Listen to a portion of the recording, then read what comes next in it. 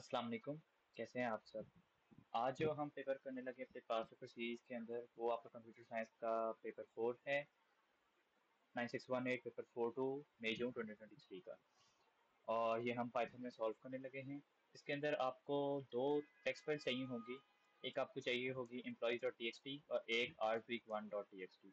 ये दोनों जो हैं आप मेरे अटैच फोल्डर के साथ डाउनलोड कर सकते हैं।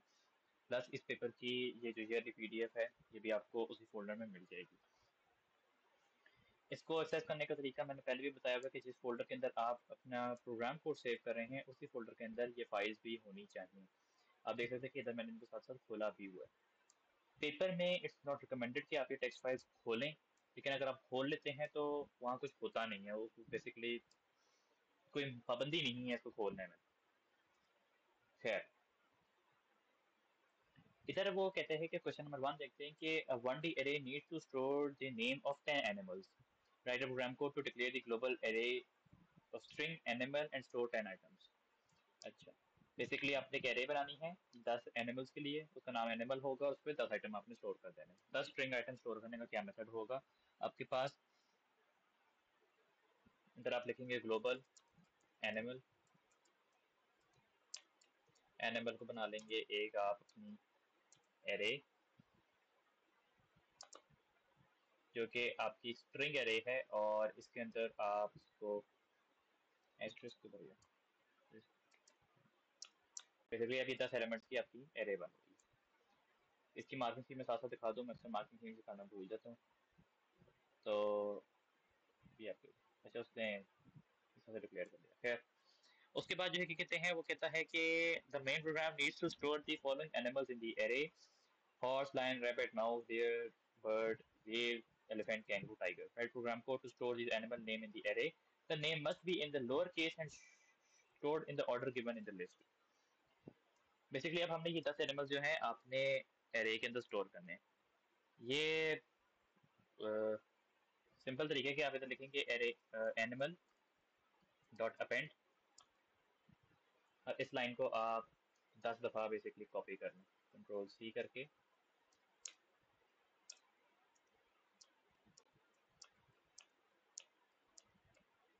ये 4 से लेकर 14 तक आएगी ना। 1 2 3 4 5 6 7 8 9, ज़्यादा लिखेंगे चलो देखते हैं। खैर, सीक्वेंस के अंदर जो है अब हमने इनको एरे के अंदर डाल देना है। वैसे एक मसला है, इनका सीक्वेंस भी क्या रहता है, तो अपेंड करने से तो वह नई इंडेक्स बन जाएगी उसकी।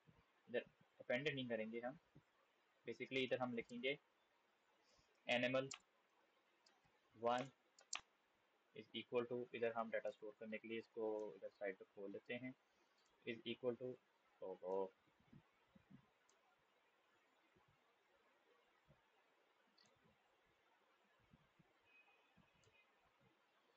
Animal 1 is equal to horse. Lower case में हमने कहा हुआ था, फिर आपके पास आ जाएगा animal 2 is equal to lion. इसकी वजह से जो है हम इसका ऑर्डर इंश्योर कर पा रहे हैं कि हमारा ऑर्डर नहीं खराब हो रहा है। वो जो अपेंड वाला मेथड था वो भी काम कर जाएगा,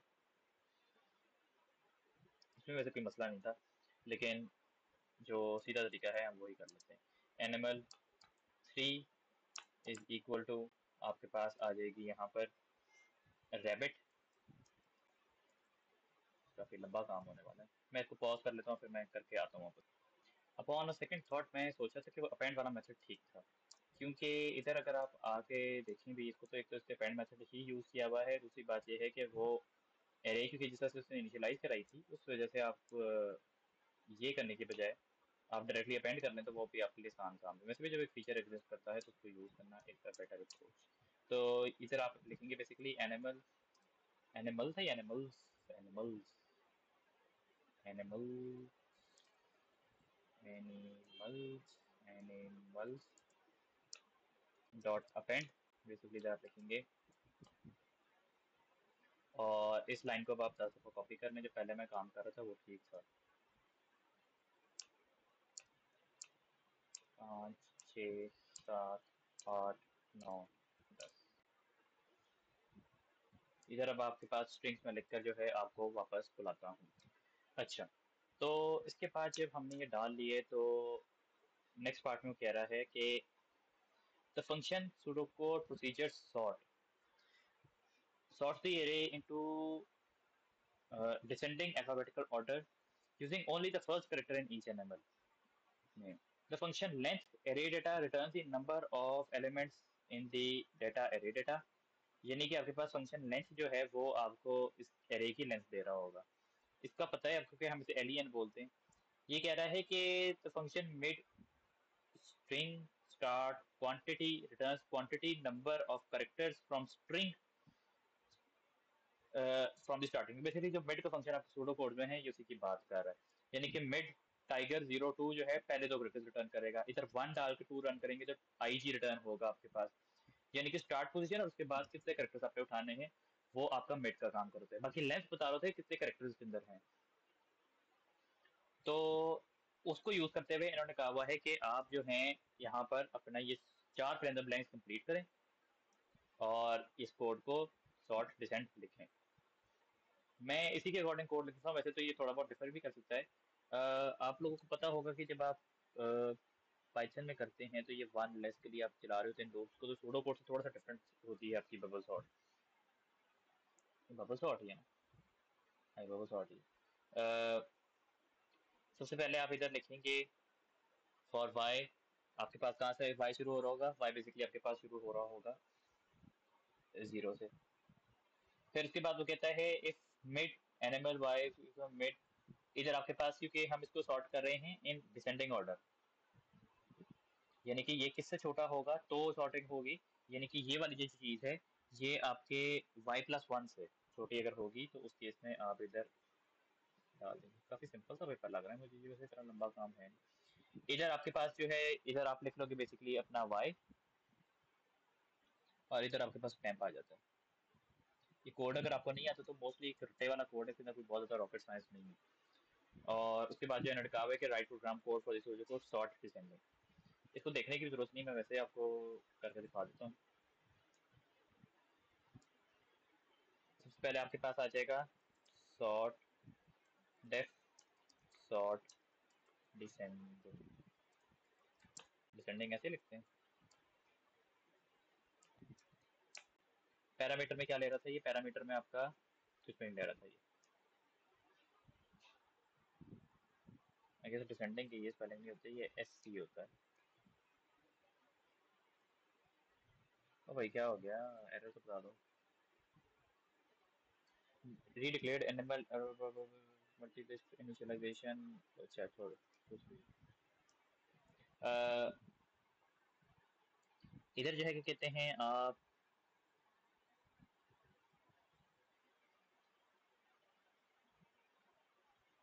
बेसिकली लिखेंगे आपकी आ जाएगी एरे लेंथ। एरे लेंथ आपकी कितनी होगी? एरे लेंथ आपकी इक्वल होगी यहाँ पर। वैसे तो हमें पता है 10 की इक्वल है, लेकिन आप इधर वो फंक्शन कॉल करके भी निकाल सकते हो, लेकिन हमें पता है कि 10 है तो हमें यहाँ पे कुछ करने की जरूरत नहीं है। उसके बाद आप इधर लूप लगाएंगे for x in range 0 comma array length -1।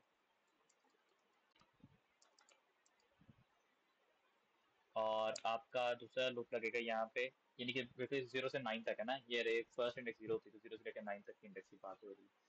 इधर आ जाएगा for Y in range 0 comma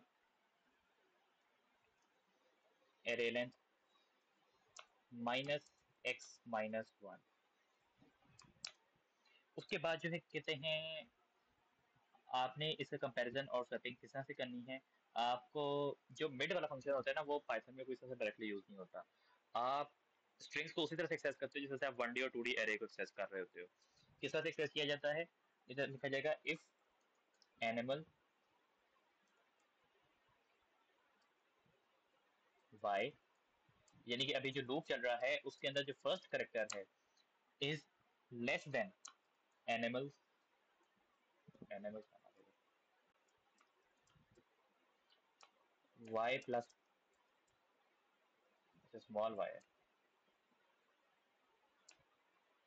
y+1। इधर भी आपके पास स्मॉल एक्स है।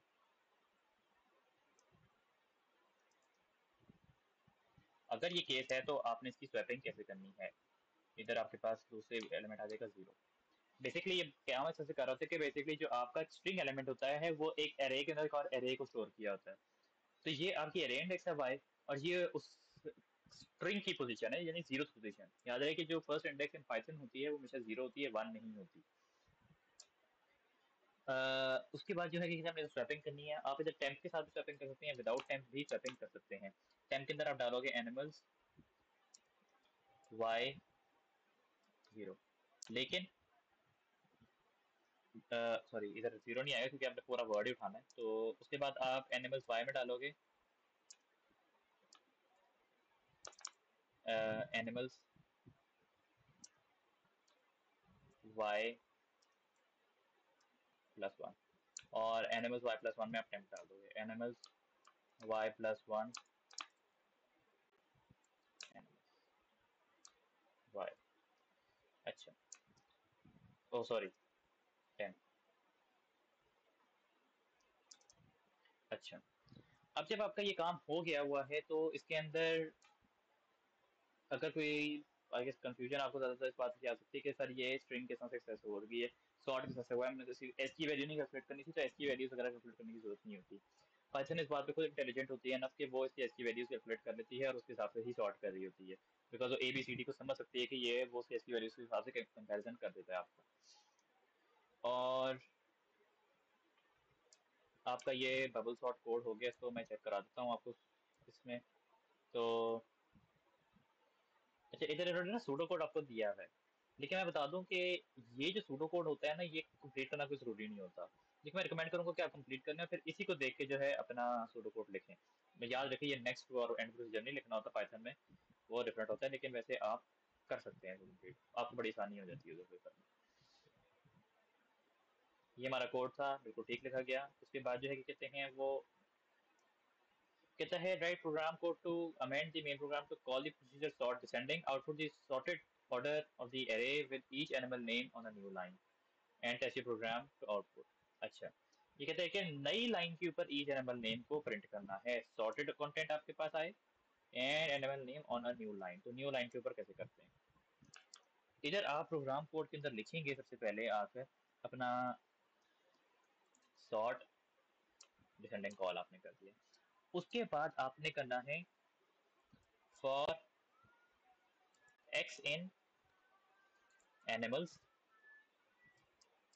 Print x. अब ये जो भी कंटेंट जो है लूप के अंदर होता है, वैसे तो एक्स इन रेंज 0 से 9, और फिर आपको इंडेक्स भी सेट करते हैं, आप डायरेक्टली भी लिख सकते हैं इस बात को, लेकिन अगर आपको कंफ्यूज करा मैं डायरेक्टली लिख देता हूँ। ये आ जाएगा फॉर एक्स इन रेंज 0, 10। याद रखें ये जो टेंथ चीज होती है ये टेंथ चीज नहीं चलती, तो इंडेक्स 0 से 9 तक चलेगी। इधर आ जाएगा प्रिंट एनिमल्स एक्स। ये मैंने डायरेक्ट लिख दिया था, पहले मैंने डायरेक्ट भी लिख के दिखाया था, वो बेहतर ये तो कि आपको एक आधा वर्ड कोडिंग में बच रहा होता है और कुछ नहीं होता। आप इसको जब रन करेंगे तो आपके पास ये सॉर्टेड आ गए हैं इन डिसेंडिंग ऑर्डर। सबसे पहले bear bird deer elephant horse kangaroo lion mouse rabbit tiger whale.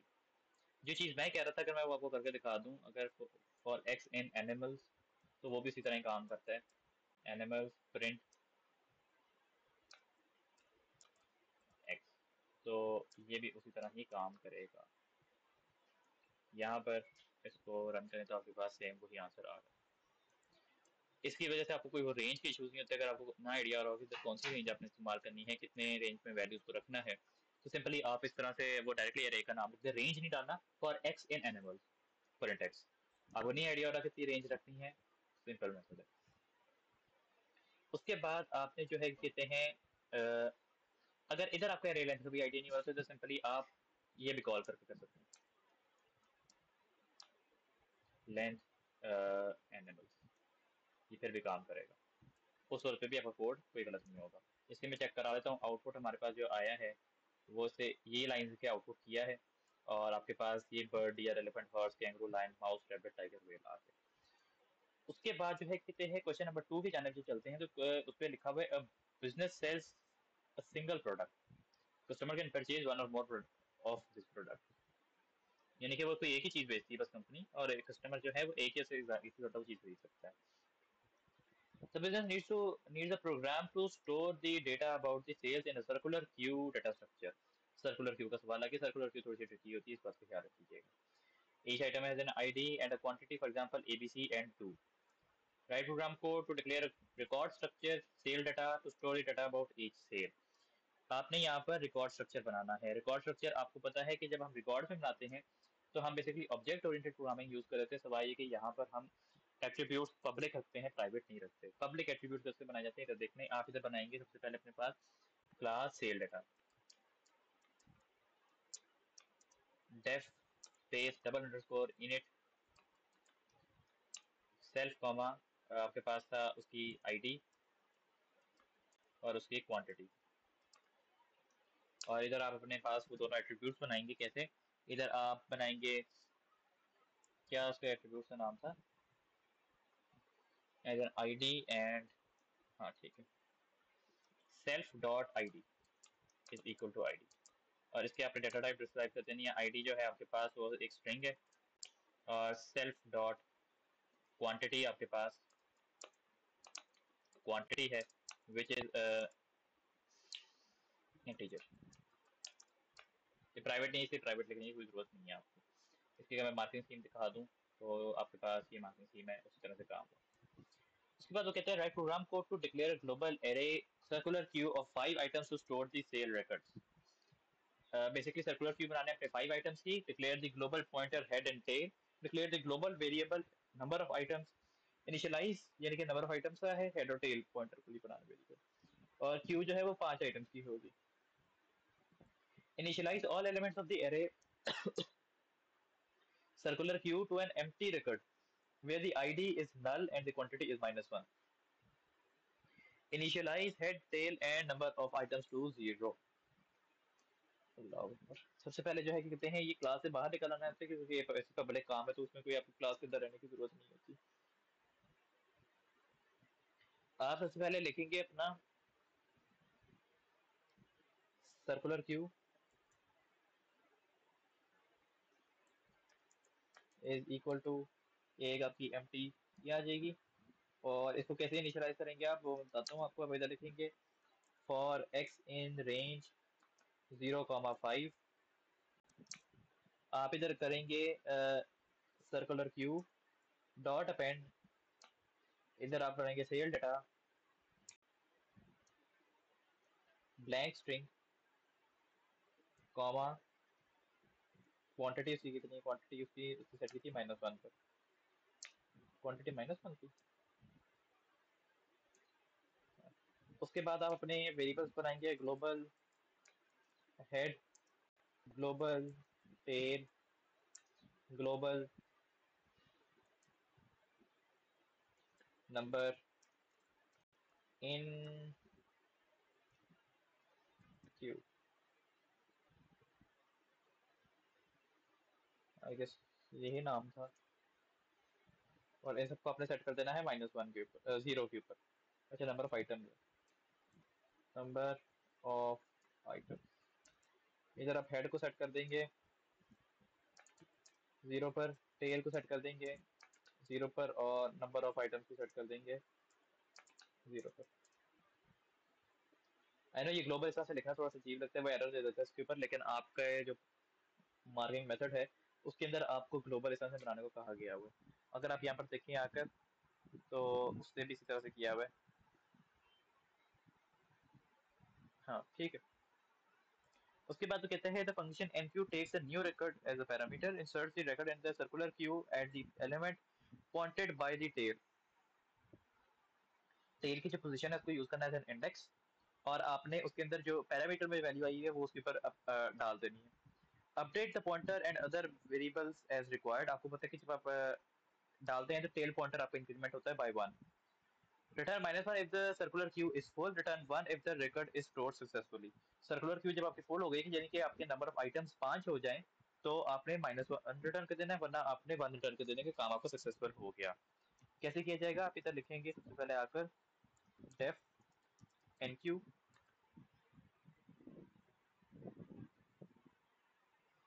और इधर आपके पास आ जाएगा न्यू रिकॉर्ड। न्यू रिकॉर्ड जो है आप उसके अंदर सबसे पहले चेक करेंगे, सबसे पहले आप ये वेरिएबल्स कॉल कर लें अपने पास, कंट्रोल सी, और इधर आप कर लें कंट्रोल बी। उसके बाद आपने यह करना है कि आपने चेक करना है कि आपके नंबर ऑफ आइटम्स 5 तो नहीं हो गए। If number of items are greater than equal to 5।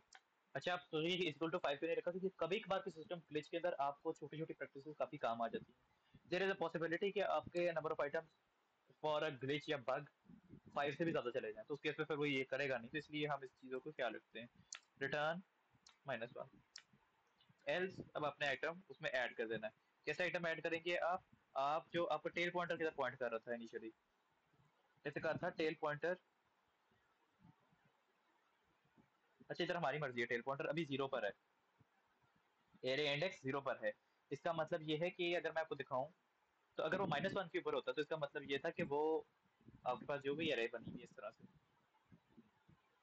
ये बात समझने की है कि पॉइंटर को पहले अपडेट करना होता है या बाद में अपडेट करना होता है। ये आपके पास इंडेक्स 1 2 सॉरी 0 1 2 3 4 बनी हुई है।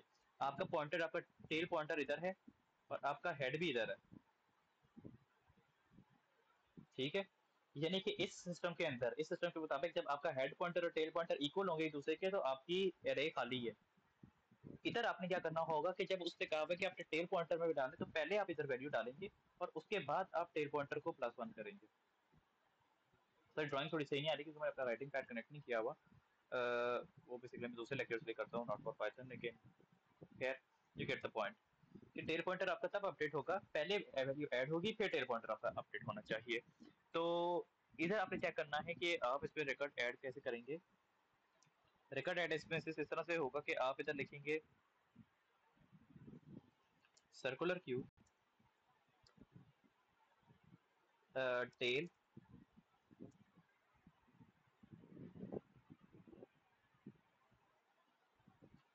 इस पे आप डाल देंगे न्यू रिकॉर्ड, और उसके बाद आपने चेक करना है कि अगर आपका टेल पॉइंटर 4 को पहुंच गया, कि if tail is equal to 4, यानी कि आपकी 4 आइटम्स ऐड हो चुके हुए हैं, तो उसके बाद उससे क्या करना है, उसने अपने आप को वापस 0 की तरफ लेके जाना है।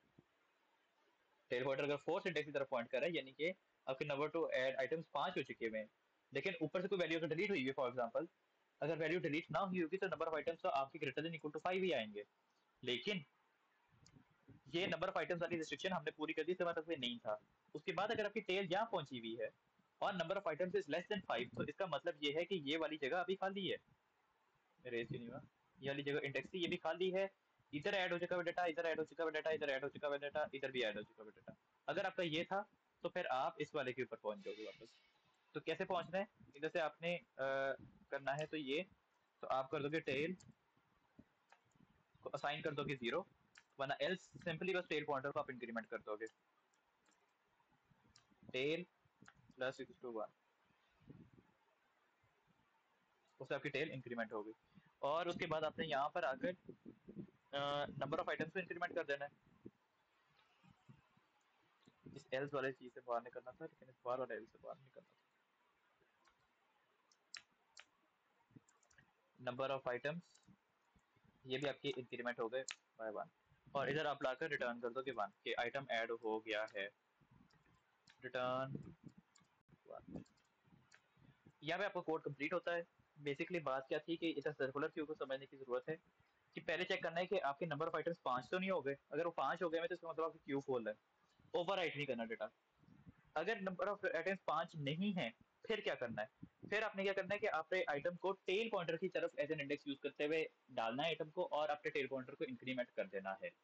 लेकिन अगर टेल पॉइंटर 4 की तरफ पहुंच चुका हुआ है पहले से, यानी कि जब पिछला आइटम ऐड किया गया था तो टेल 4 पे पहुंच गई हुई थी, तो इसका मतलब ये कि अब उसे घूम के ऊपर की तरफ जाना है, क्योंकि ऊपर वाले इंडेक्सेस अभी खाली है, क्योंकि number of items is less then 5। तो फिर आप वहां पे डालोगे टेल पॉइंटर भी आपका इंक्रीमेंट होगा और नंबर ऑफ आइटम्स भी आपके इंक्रीमेंट होंगे, जिसके बाद के आप कोड पे 1 रिटर्न कर दोगे। उसके बाद वो कहता है, अल्लाह माफ करेगा अपना देना, उसके बाद वो कहता है the function dequeue returns a null और empty record if the circular queue is empty. Basically अब क्या करना है कि डी क्यू आपका, अगर आपका रिकॉर्ड सर्कुलर क्यू एम्प्टी है, किस तरह से क्यू एम्प्टी होती है आपकी, यानी कि जब आपके नंबर ऑफ आइटम 0 होंगे तो आपने क्या करना है, आपने एक एम्प्टी रिकॉर्ड भेज देना है, यानी कि blank string -1 for quantity, return the first record in the queue if the head circular queue is not empty. First item कौन सा है आपका, जो which is pointed by the head pointer. Update the pointer other variables as required. इधर भी किस तरह से काम होगा कि बेसिकली आपकी ये एरे है,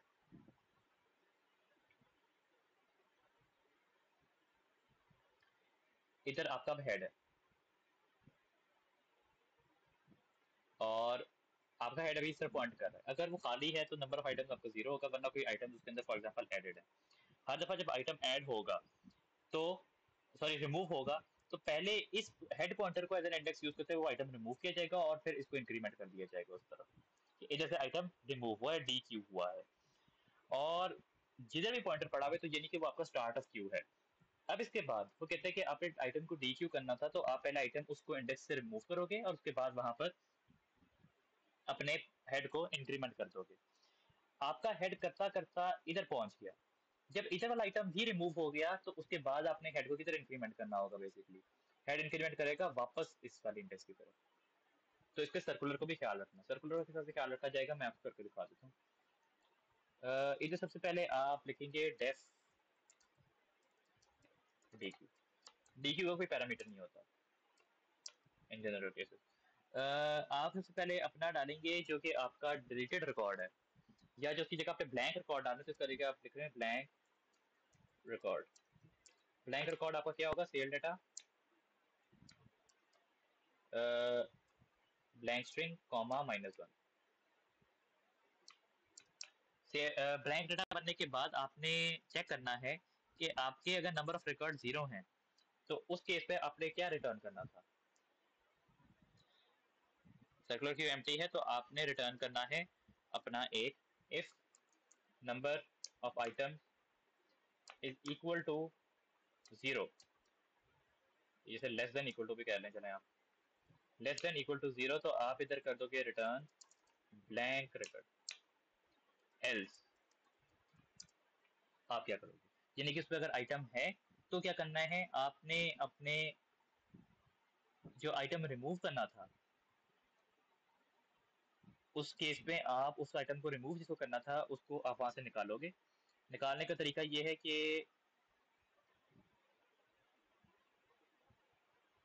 डिलीट नहीं किया जाता, सिर्फ पॉइंटर अपडेट किया जाता है।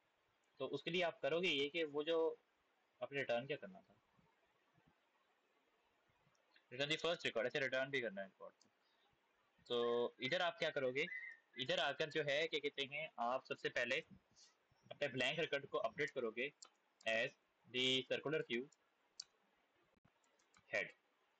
उसके बाद आप अपने हेड पॉइंटर को इंक्रीमेंट करोगे, पहले नंबर ऑफ आइटम्स को आप डिक्रीमेंट करोगे इधर -=1, यानी कि वो डिक्रीमेंट हो गया। उसके बाद अपने हेड पॉइंटर को चेक करोगे, if head is equal to आपका 4 तक पहुंच गया हुआ है, तो आपने क्या करना है, अपने हेड को वापस कर देना है 0 की तरफ, वरना आप इधर लाकर इसको इंक्रीमेंट कर दोगे। Else head plus is equal to 1, increment हो गया। और इधर लाकर आप रिटर्न कर दोगे अपना फिर से ब्लैंक रिकॉर्ड। इसने एरर क्यों दे दी, अच्छा वही पुरानी एरर चल रही है। ये आपका डी क्यू का कोड हो गया, इसको चेक कर लेते हैं। अच्छा मैंने ग्लोबल वेरिएबल उधर कॉल शायद नहीं किए, नहीं कर दिए हुए हैं, तो इसकी मार्किंग स्कीम अगर आप देख लो तो ये आपके पास एन क्यू का कोड है और ये आपके पास डी क्यू का कोड है। अच्छा उन्होंने डायरेक्ट एक ही काम कर दिया विच इज गुड, चलो ठीक है आप ऐसा भी कर सकते हो, वो सिंपल मेथड है जरा। उसके बाद वो कहता है, एक और सवाल खत्म हो रहा है, नहीं खत्म ही नहीं हो रहा, कह रहा है the procedure enter record takes an ID and quantity as input and creates a sale record, uses NQ to insert the record in the circular position, outputs full if the record was not inserted to the queue, output store if the record is stored। Basically ये user से ID और आपकी quantity input में लेगा और उसका record बनाकर cell data के नाम से रिकॉर्ड बनाएगा और वो उसको एनक्यू कर देगा आपको। कैसे किया जाता है देख लेते हैं। Def enter record, enter record में जाकर इधर इससे पहले लाइन छोड़ दें। एंटर रिकॉर्ड को इससे पैरामीटर में कुछ नहीं देना था, यूजर से इनपुट लेना था। इधर इधर कैसे यूजर से इनपुट लिया जाएगा, आप लेंगे सबसे पहले user ID is equal to input enter ID, और इधर आ जाएगा आपके पास user quantity is equal to int input enter quantity. उसके बाद आपने इसके लिए बनाना है अपने पास रिकॉर्ड जो है, दिस रिकॉर्ड आपके पास क्या होगा, is equal to cell data user ID comma user quantity. इधर ये आपको शायद इस बात की एरर दे कि दिस माइट बी अनडिक्लेयर्ड, चाहिए खाली हो यहाँ पर। हमने कुछ एरर नहीं दी, लेकिन देयर इज अ पॉसिबिलिटी कि दिस रिकॉर्ड जो है आपको खाली मिले, तो उस केस में ब्लैंक रिकॉर्ड ऑटोमेटिकली बन जाएगा आपके लिए और आप उसको डाल दोगे। इधर होगा कि if enqueue this record is equal to -1 print full else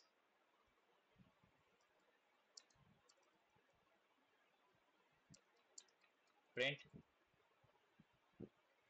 store.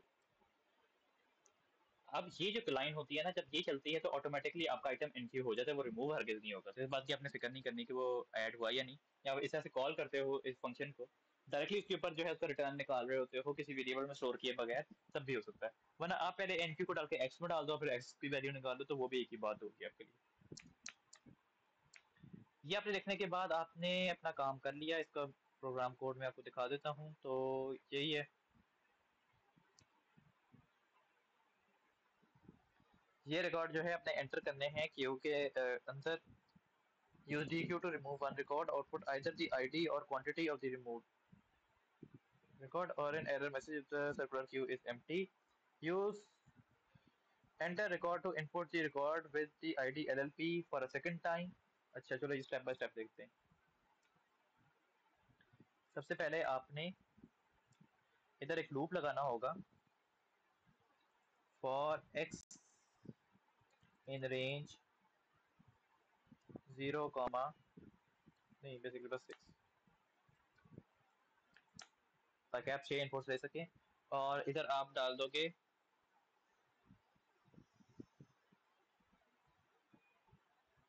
Call कैसे करेंगे, एंटर रिकॉर्ड। उसके बाद आपने यूज करना है dequeue once to remove data. Dequeue इसको हम स्टोर कर देंगे, इसके आउटपुट को। आउटपुट क्या आना था इसका, एक रिकॉर्ड आना है।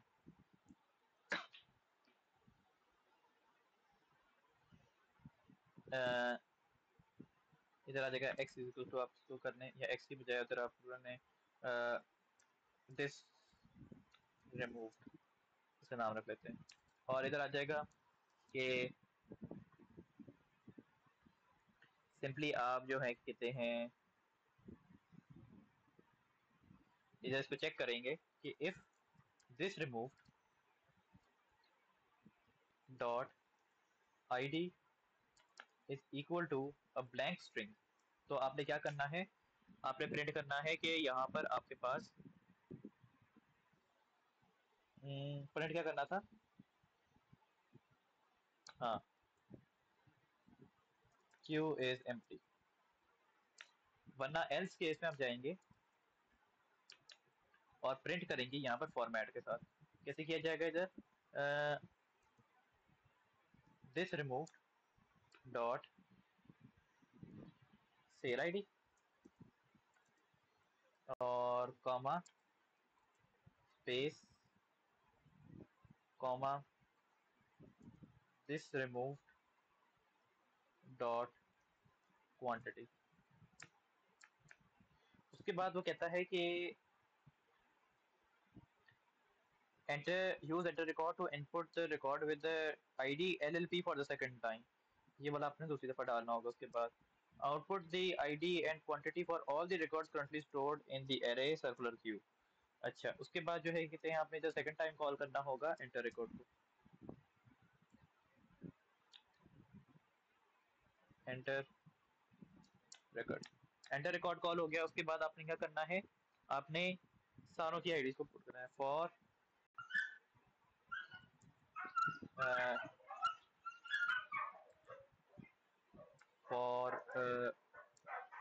रिकॉर्ड इन,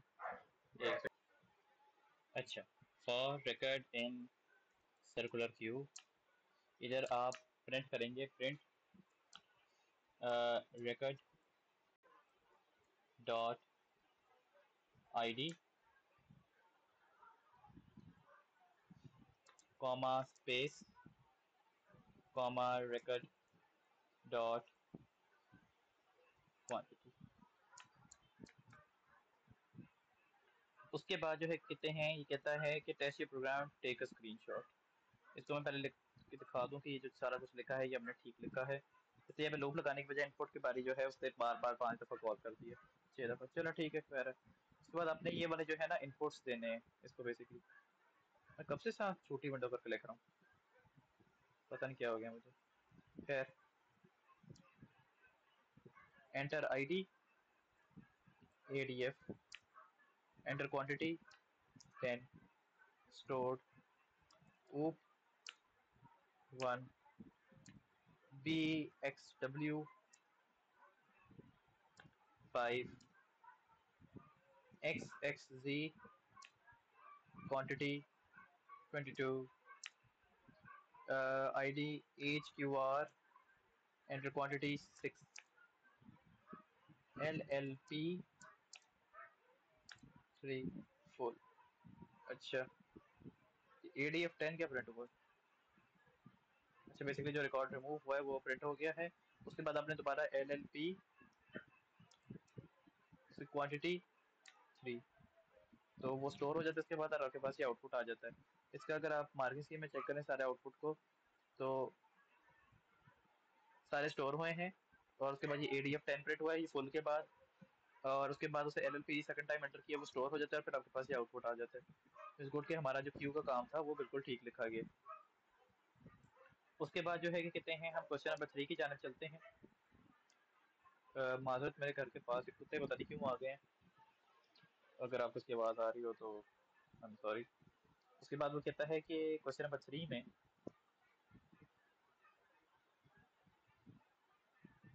इसको फुल स्क्रीन करके देख लेते हैं और इसको भी वापस फुल स्क्रीन कर लेते हैं, बहुत अजीब लग रहा है। The company needs a computer program to store data about its employees. Part of the program being written uses object-oriented programming. The class employee stores data about the employees. Each employee has an employee number, a job title, and hourly pay rate. The class will also store the amount they are paid each week over the 52-week year in a 1D array. अच्छा, उसके अंदर जो है आपके पास ये सारा early पे है, रियल है, एम्प्लॉय नंबर स्ट्रिंग है, जॉब टाइटल स्ट्रिंग है, पे ईयर 2022 आपके पास एरे 0 to 51 ऑफ रियल है। ये बात याद है कि पाइथन में रियल बेसिकली फ्लोट को कहा जाता है। पाइथन में जब आप एरे डिक्लेरेशन कर रहे होंगे तो इसको फ्लोट लिखेंगे, लेकिन आई गेस एग्जामिनर आपको माफ कर सकता है कि अगर आप आर्ली पे जो है वो डायरेक्ट उसमें उसके डिक्लेरेशन के अंदर आप लिख दें रियल, तो वो आपको इस पर माफ कर दे, कोई मसला नहीं। खैर, इसने उधर कहा कि सबसे पहले आप अपनी क्लास डिक्लेयर करें of employee. You only need declare class and constructor, दूसरे मेथड नहीं लिखना है। कौन से? Hourly pay, employee number, job title, pay year 2022 जो कि कह रहे हैं। कैसे आएगा आपके पास? आप इधर सबसे पहले लिखेंगे क्लास, क्लास एम्प्लॉइज और एम्प्लॉय। उसके बाद जो है कहते हैं आपके पास आ जाएगा def space double underscore in double underscore self comma, आपके पास आ गई इसकी आर्ली पे, कॉमा आपके पास फिर आ जाएगा इसका एम्प्लॉय नंबर, कॉमा आपके पास आ जाएगा जॉब टाइटल कॉमा और फिर आपके पास आ जाएगा पे ईयर 2022। याद रहे पे ईयर 2022 एक एरे है आपके पास। तो इसको क्लास को डिफाइन करने के लिए आप लिखेंगे self dot double underscore hourly pay is equal to hourly pay. इसकी डाटा टाइप आपने डिफाइन करनी है एज हैश रियल या फ्लोट कह लें इसको, प्राइवेट। उसके बाद आपके पास आता है self dot double underscore employee number is equal to employee number. ये आपके पास एम्प्लॉय नंबर क्या था, ये आपके पास आगे इंटीजर था, जैसे नहीं स्ट्रिंग है, टेक्स्ट स्ट्रिंग प्राइवेट। फिर आप देते हैं सेल्फ डॉट। अच्छा, तो उसके बाद हमने क्लास डिफाइन करनी है। क्लास डिफाइन करने में सवाल कहते हैं कि एम्प्लॉयज आपकी क्लास है और उसके अंदर आपके पास एक आर्ली पे वेरिएबल है जो कि रियल है। उसके बाद आपके पास एम्प्लॉय नंबर है वो स्ट्रिंग है, जॉब टाइटल आपके पास स्ट्रिंग है और आपके पास पे ईयर 2022 एक एरे है of real elements. Store the amount of employees that have been paid each week, जो उनको हर हफ्ते पैसे दिए जाते हैं वो स्टोर हो रहा है इसके अंदर। तो इसको बनाने के लिए सबसे पहले हम इसको लिखेंगे class employ colon def space double underscore init comma आपके पास आ गया आर्ली पे, फिर आ गया आपके पास एम्प्लॉय नंबर कॉमा फिर आपके पास आ गया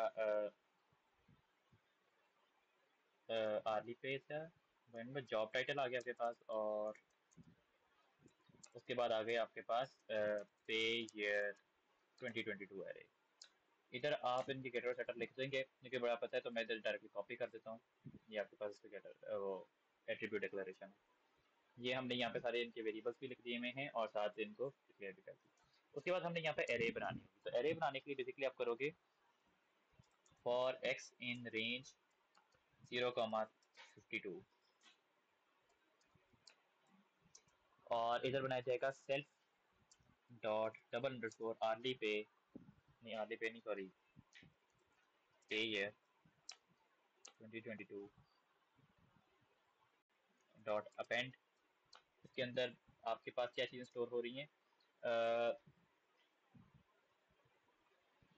रियल वैल्यू स्टोर हो रही है अमाउंट की, तो आप इधर 0.0 स्टोर कर दो। ये आपके पास अमाउंट इसका स्टोर हो गया। उसके बाद आपने नेक्स्ट वार में देखना है, नेक्स्ट वार में कह रहा होगा मैं कि get the method get employee number return the employee number, get employee number आप लिखें यहाँ पर। अच्छा, तो इधर लिखा जाएगा def get employee number self और इधर कर देगा ये return self dot employee number. ये रिटर्न हो गया आपका। इसको मार्किंग स्कीम में देख लेते हैं, इसका हेडर भी देख लें आप सारा, क्लास डिक्लेरेशन थी। और उसके बाद जो है कि कहते हैं थोड़ी सी मैंने एरर कर दी है यहाँ पर, ये आप इस तरह से नहीं लिखेंगे बेसिकली, ये यहाँ पे एट्रीब्यूट में नहीं आता क्योंकि एरे तो फिक्स्ड है आपकी। तो सिंपली यहाँ पर आप इसके ये ब्रैकेट डाल देते हो, वरना वो एरे समझ नहीं आएगी उसके एरे किधर है आपकी। उसके बाद वो कहता है कि सवाल किधर है, the method set pay takes a week number and the number of hours worked that week as parameter. Calculate the pay for that week by multiplying the hourly pay by the number of hours worked that week. Stores the calculated pay in an appropriate index of that week in pay year 2022. यानी कि उसके week के हिसाब से आपने store करना है। Write program code for the method set pay. ये बात याद है क्योंकि ये पाइथन की एरेज की बात हो रही है, तो फर्स्ट वीक आपकी जीरो एरे पे पड़ा होगा, जीरो इंडेक्स पे पड़ा होगा, फर्स्ट वीक आपकी सेकंड इंडेक्स पे पड़ा होगा, तो वो इस तरह से एक लेस के लिए पड़ा होगा। इस बात का ख्याल रखना है। तो इधर लिखा जाएगा आपका कोड में सबसे पहले डेफ सेट पे सेल्फ कॉमा आपके पास वीक नंबर आ गया और फिर उसके बाद आपके पास आएगा आर्स। किसी तरह घंटे से काम किए। आप इधर लोगे सेल्फ डॉट डबल अंडरस्कोर पे ये 2022 की इंडेक्स के अंदर डालोगे आप जो वीक नंबर से पास किया तो -1। -1 क्यों डाल रहे हो आप बेसिकली, क्योंकि ये वो उसकी इंडेक्स 1 लेस के लिए चल रही है। ये आपकी इक्वल होगा आवर्स टाइम उसकी आर्ली पे। तो आर्ली पे किधर लिखी थी, सेल्फ डॉट आर्ली पे। ये आपके पास सिंपली एक लाइन के अंदर आपके पास सेट पे ये आपका सेटर था कंप्लीट हो गया। द मेथड गेट टोटल पे returns the total of all the values in पे ईयर 2022। तमाम के आपकी पे की वैल्यूज जो है वो रिटर्न कर रहा होगा। तो इसको कैसे चलाना है आपने, डेफ गेट टोटल पे और इधर सेल्फ आ गया। इसने क्या करना है, आपके पहले टोटल पे आप इनिशियलाइज कर दोगे इधर 0 के तौर पे, टोटल इज इक्वल टू 0। उसके बाद फिर आप इधर चलाओगे फॉर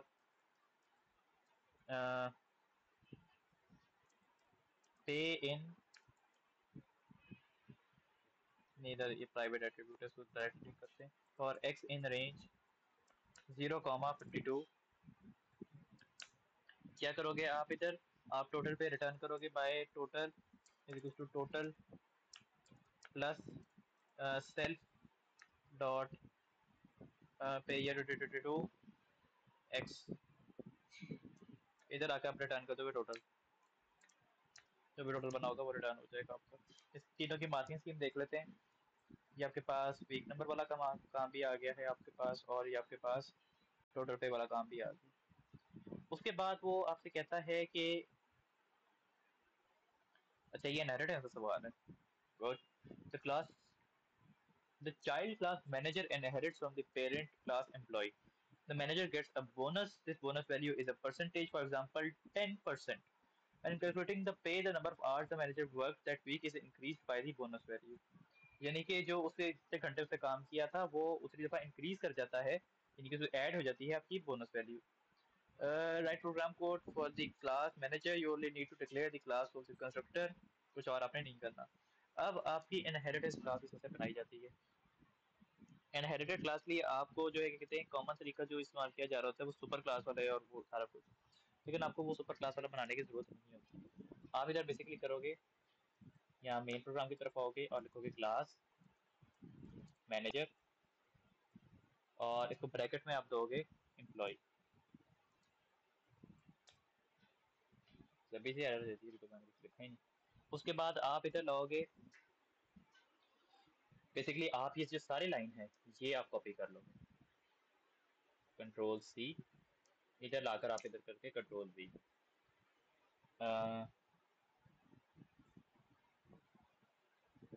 और ये करने के बाद आपने यहाँ पर एक चीज जो वेरिएबल नेक्स्ट डालना है वो आपका बोनस है। अच्छा मैंने इधर भी एरर किया भाई, ये कॉमा इधर क्यों है, ठीक है। ये आपका बोनस और ये लाइन आपकी कंप्लीट हो गई, लेकिन अभी आपकी इनहेरिटेंस पूरी नहीं हुई। इनहेरिटेंस पूरी करने के लिए आप इधर लिखोगे सुपर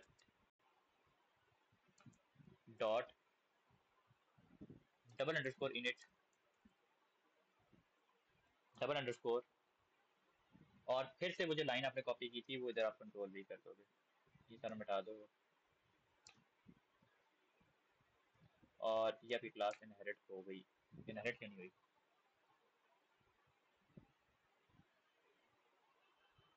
अच्छा सॉरी सेल्फ नहीं आएगा, और ये वाला कॉमन भी नहीं आएगा, और ये वाले कॉलम भी नहीं आएंगे। हाँ, अब ठीक है। उसके बाद जो है कहते हैं आपने बाकी जो आपने बोनस डिक्लेयर किया था self dot double underscore bonus is equal to आपका बोनस, आपकी बोनस वैल्यू थी बेसिकली वो। ये आपका क्लास मैनेजर बन गई। ये सुपर का फंक्शन बहुत आपके काम का आएगा अगर आपने इनहेरिटेंस यूज करनी है। इनहेरिटेंस के ऊपर इंशाल्लाह हम जब अपने ये पेपर कंप्लीट कर लेंगे तो उसके बाद सेपरेट पाइथन के लेक्चर्स भी मैं इंशाल्लाह अपलोड करूंगा। वो कहते हैं the manager method set pay overrides the method of the parent class and takes the week number and the number of hours worked as parameters, increases the number of hours worked by the bonus value set called set pay from the parent class.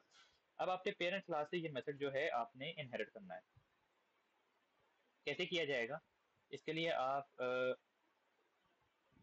चलाओगे अपने लिए यहाँ पर def set set pay, ये आपको नजर आ गया। लेकिन अब इसके अंदर एक जो चीज आ रही है वो आपकी बोनस वैल्यू है। बोनस वैल्यू कैसे आएगी? आप देख सकते हो कि खुद ही यहाँ पे ये बता रहा है कि ये इसमें ओवरराइड मेथड इन एम्प्लॉय, और ये बता रहा है कि इज ओवररिडन इन मैनेजर, और ये बता रहा है कि ये क्लास आगे इनहेरिट की हुई है, इज सब classed bye manager.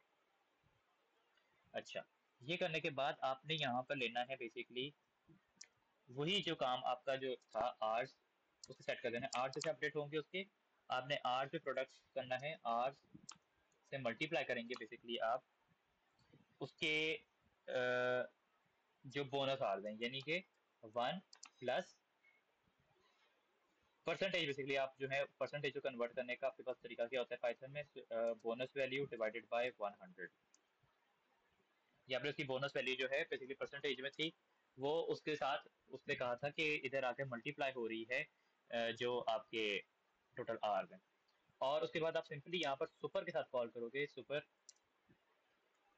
Dot set पे इधर आप अपना वीक नंबर दोबारा से ले आओगे, और इधर आपका पैरामीटर में आर आ जाएंगे, वही आर जो के ऊपर हमने इसकी परसेंटेज कैलकुलेट की है। परसेंटेज कैलकुलेट करने के या इसके ऊपर अपडेट करने के और भी तरीका है आपके पास, लेकिन ये बेस्ट तरीका है आपके लिए, क्योंकि हम मल्टीप्लाई कर रहे हैं बाय 10, तो वो बेसिकली उतने टाइम्स इंक्रीज कर रहा है। यानी कि फॉर एग्जांपल आपके जो आर्स हैं जो हमने 1 में ऐड किया, आपके पास जो है वो बोनस वैल्यू जो 10% थी आपकी, वो इस तरह से अपडेट हो रही है कि उसकी कॉस्ट थी अगर फॉर एग्जांपल 25, अगर उसके पास जो है 25 आवर्स बन रहे थे, तो बोनस वैल्यू जो है अगर आपके पास 10 थी, 10% थी, तो वो आपके पास बेसिकली 10 आउट ऑफ 100, और इस पे आपके पास +1 हो रहा है, और ये पूरी जो है मल्टीप्लाई हो जाती है इसके साथ। अच्छा, +1 करने की वजह इसलिए कि अगर आप बेसिक मैथमेटिक्स में अगर आप खाली 10 आउट ऑफ 100 डालेंगे तो वो उल्टा बोनस का लॉस होना शुरू हो जाएगा, वो उसकी परसेंटेज निकाल देगा। तो इसलिए वो 25 होल्ड रहे प्लस ये परसेंटेज ऐड हो जाए उसके अंदर। ये जब आप ये ब्रैकेट खोलेंगे तो 25 इसके साथ भी मल्टीप्लाई होगा और इसके साथ भी आके मल्टीप्लाई हो जाएगा। उसके बाद आप जो है क्या कहते हैं करेंगे वो ये कि अगला सवाल पढ़ेंगे आपको। अगला सवाल आपसे कहता है कि मार्किंग स्कीम देख लेते हैं। हाँ, अभी हमने देख ली हुई है। उसके बाद वो कहते हैं the main program has a global 1D array employee array to store data about 8 employees. Each employee is stored as an object employee. The file employees.txt store data about the employees in order, hourly pay, employee number, bonus value, job title. Bonus value सिर्फ manager के case में है आपके पास, वैसे आपके पास कोई भी bonus value नहीं है। Or the only employee who are manager have a bonus value. For example, the first employee is a junior developer with the employee number 12452 and an hourly pay 15.22. The employee does not have a bonus value. जो third employ है वो एक manager है, interface manager, उसकी एक ID भी दी गई है और उसके साथ उसकी बोनस वैल्यू भी है। उससे क्या declare the array to store data about 8 employees, read in the data for the file of each employee, instantiate each employee is an either employee or a manager. अगर उसका बोनर है तो मैनेजर, वरना bonus है तो मैनेजर, वरना आपने उसका एम्प्लॉय बनाना है। पता नहीं क्या बोल दिया मैंने, बोनस ही बोला था। सबसे पहले जो है ये कहते हैं आप इधर क्या करेंगे कि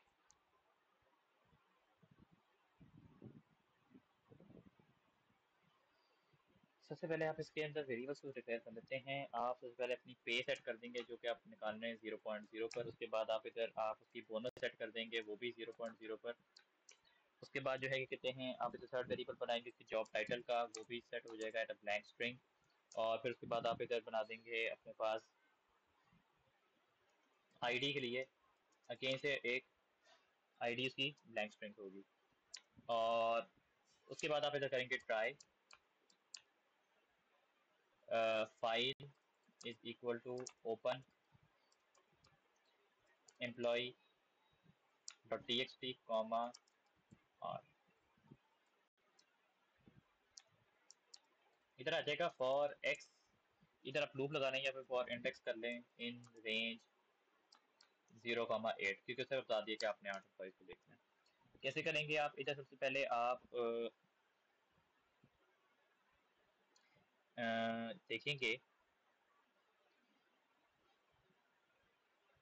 कि आप इधर डालेंगे पे के अंदर पे इज इक्वल टू, सबसे पहले ऑर्डर में क्या चीज थी, सबसे पहले पे है, फिर एम्प्लॉय नंबर है और फिर उसका जॉब टाइटल है। Pay is equal to float file dot read line dot strip. Float basically इसको डेसिमल में कन्वर्ट कर रहा है। फिर आप इधर दूसरी चीज उसकी देख लेंगे, दूसरी चीज उसकी क्या थी, एम्प्लॉय नंबर, यानी कि इसकी आईडी इज इक्वल टू, ये तो स्ट्रिंग है तो सीधे इसको फाइल डॉट रीड लाइन कर लेंगे डॉट स्ट्रिप। उसके बाद आपने यहाँ पर चेक करना है कि थर्ड वैल्यू किधर है। अब थर्ड वैल्यू डिफरेंट हो सकती है। थर्ड वैल्यू के केस में क्या आ रहा है कि आप देख सकते हैं कि थर्ड वैल्यू या तो जॉब टाइटल हो सकता है या उसकी बोनस वैल्यू हो सकती है। अब ये कैसे किया जाएगा? इसके लिए आपको चीज चाहिए होगी जिसे आप कह लें कि एक टेम्पररी स्टोरेज के, चेक इसका नाम रख लेते हैं, check is equal to file dot read line. तो चेक कोई कमांड होती है और इधर चेक का नाम हम एक, चेक के ऊपर जनाब हम रख लेंगे एक ब्लैंक स्ट्रिंग। अब हमने चेक करने की, ये जो चेक आपके पास आया है ये बेसिकली क्या एक आपका मैनेजर था या फिर आपके पास जो है कहते हैं ये वो था बेसिकली नॉर्मल एम्प्लॉय था। तो उसका हमें यहाँ पे टाइटल चेक करना पड़ेगा। टाइटल कैसे से चेक करेंगे कि हम्म, आप सबसे पहले सिंपल चेक क्या हो सकता है, जो बोनस वैल्यू है वो एक इंटीजर है, यानी कि इसको हाँ सिंपल काम है, वो सॉरी रियल है। इसे दोबारा से ट्राई लगाएंगे, इधर इफ एल्स नहीं लगता बाय द वे, इधर ट्राई दोबारा से आएगा और ट्राई पे आपका लगेगा इफ एल्स नहीं यूज होता। आप इधर इसका बोनस कैलकुलेट करने की कोशिश करोगे, bonus is equal to float temp. आप कहेंगे सर ये आपने कैसे, सॉरी टेम्प क्या चेक, आप कहेंगे सर इस पे क्या हो रहा है। बेसिकली जो फ्लोट है, क्योंकि जो चेक वैल्यू है अगर वो आपके पास एक उसका टाइटल होगा जॉब का, तो उस केस में तो बोनस वाली वैल्यू के फ्लोट में कन्वर्ट ही नहीं होगा, तो ये ट्राई वाला पार्ट नहीं चलेगा आपका आगे। तो फिर आप इधर बेसिकली इसके बाद उसका टाइटल रीड कर लोगे जॉब का, जो कि आप अगर कन्वर्जन हो रही है तो उसका मतलब ये है कि वो मैनेजर ही है। तो उसके बाद आपने एक लाइन और रीड कर लेनी है जो कि बेसिकली बता रहा है कि वो उसका जॉब टाइटल डॉट स्ट्रिप, और उसके बाद इसको आपने एम्प्लॉय एरे में डाल देना। एम्प्लॉय एम्प्लॉय एरे हमने नहीं बनाई थी, और इधर हम एक मेन प्रोग्राम में अपनी एम्प्लॉय एरे बना लेते हैं। आपके पास एम्प्लॉय एरे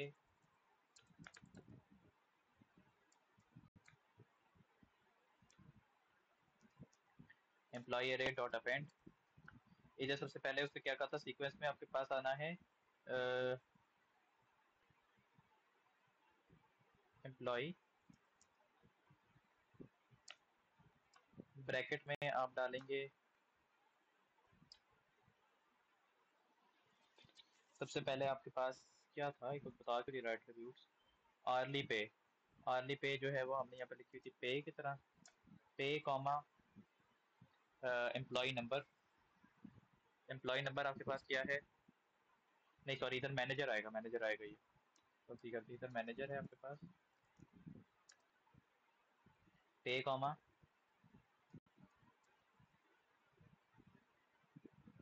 बोल दे क्या लिखा है अगला,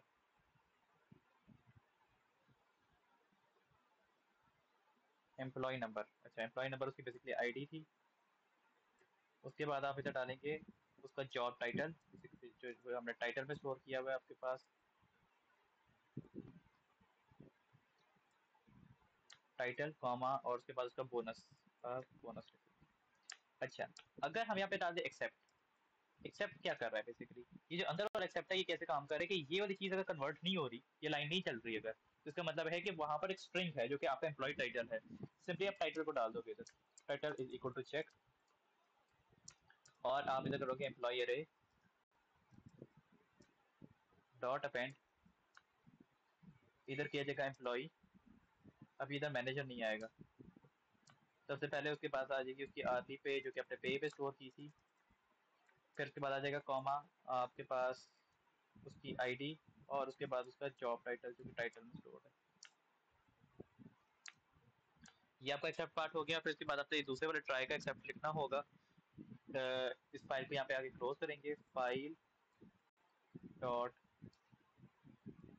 close except IO error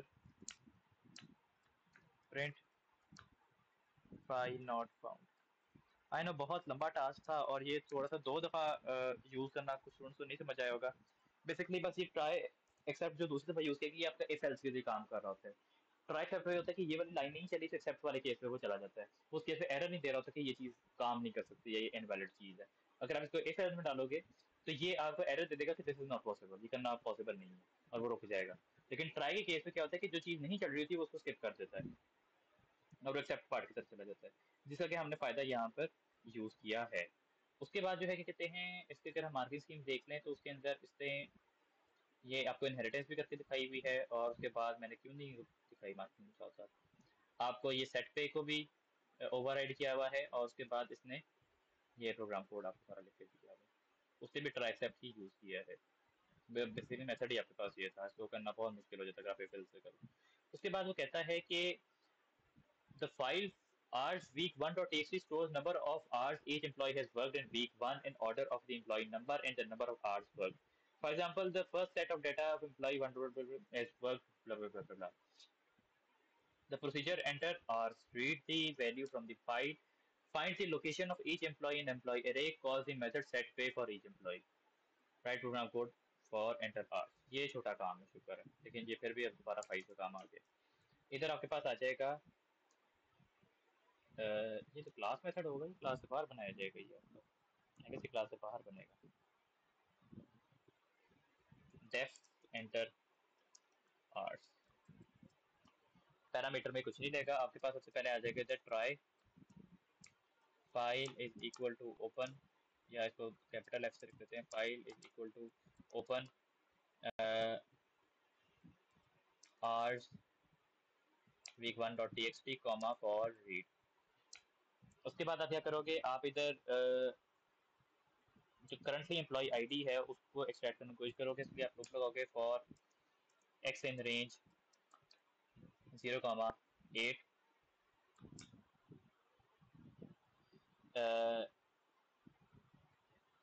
file के ऊपर क्या लिखा हुआ है, एम्प्लॉय नंबर और number of hours he work. सबसे पहले तो आप इधर से एक्सट्रैक्ट करोगे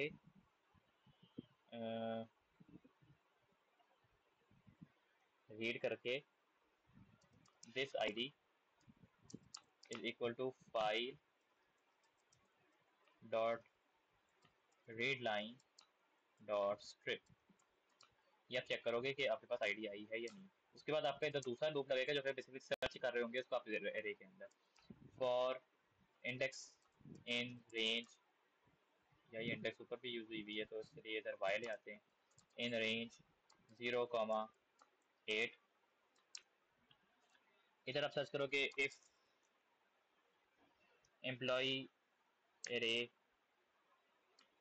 Y dot get employee number is equal to employee ID, क्योंकि आपने बेसिकली दिस आईडी डाली थी। अगर वो उसकी इक्वल है तो क्या करना है आपने, आपने उसकी पे सेट करनी है, employee array Y dot set pay, parameter में आपके पास आ जाएगा वीक नंबर 1, और आपने इधर से दूसरी लाइन रीड करनी है, file dot read line dot strip, और इसको कन्वर्ट करना है आपने पूरे को फ्लोट में।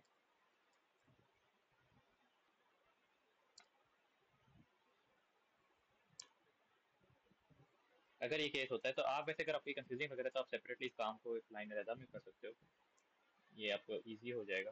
इसको कंट्रोल सी करो, यहाँ से मिटा लो, और इधर आप डाल लो बेसिकली अपने दिस पे इज इक्वल टू ये करो और यहाँ पर आप डाल दो दिस पे, तो वो चेक कर देगा वो ठीक है ये दिस पे को ले क्यों नहीं रहा।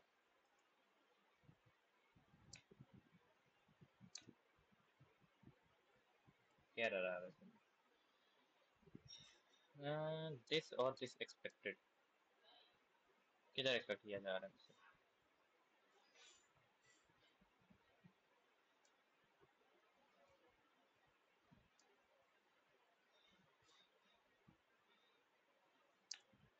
अल्लाह जाने। खैर इधर आपके पास आ जाएगा एक्सेप्ट आईओआर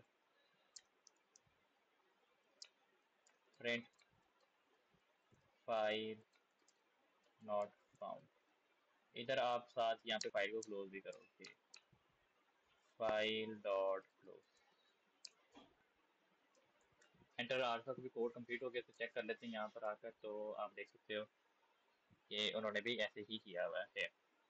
उसके बाद जो है ये कहते हैं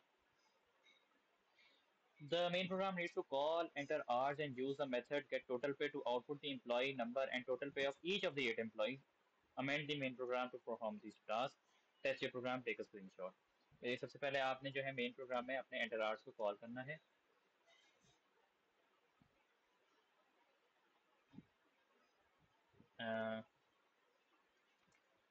एंटर आवर्स, उसके बाद आप इधर प्रिंट कराएंगे उनके फॉर मुझे लिखना W in range 0,8 print employee array w dot get employee number comma space character comma employee array w dot get total पे।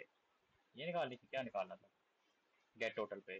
अच्छा, उसके बाद जो है कि कहते हैं आपका यहाँ पर ये काम कंप्लीट हो जाता है, तो चेक करते हैं कि आपके पास क्या आउटपुट आता है। चल गया वैसे डायरेक्ट। इसके लिए आपने जो बेसिकली ये कोड आपने लिख लिया, उसके बाद आपने ये लिखनी थी लाइन, बस सिंपल से काम था, और आपके पास जो आउटपुट है उसको चेक कर लेते हैं। हम्म आउटपुट थोड़ा गलत क्यों हुआ है।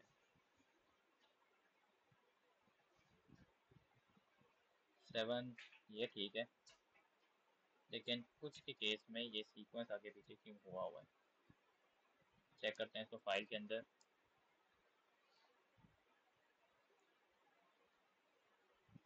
फाइल के हिसाब से तो ठीक है ये, तो नहीं नहीं नहीं, नहीं। ये फाइल के हिसाब से ठीक नहीं है। उसकी वजह ये है कि ये जो चीज़ लिखी हुई थी, अच्छा उसकी आर्ली पे नहीं है वो, ये बेसिकली जो वैल्यू लिखी हुई है ये, और ये वैल्यू क्या लिखी हुई थी, नंबर ऑफ आवर्स वर्क है ये बेसिकली। अच्छा ये उसकी आर्ली पे कैलकुलेट हुई भी है, तो ये ऑर्डर आगे पीछे पता नहीं क्यों कर दिया इसने। बाकी आई गेस कि हमारा आउटपुट 100% इस तरह का क्यों नहीं आ रहा, मैं इसका कुछ नहीं कह सकता।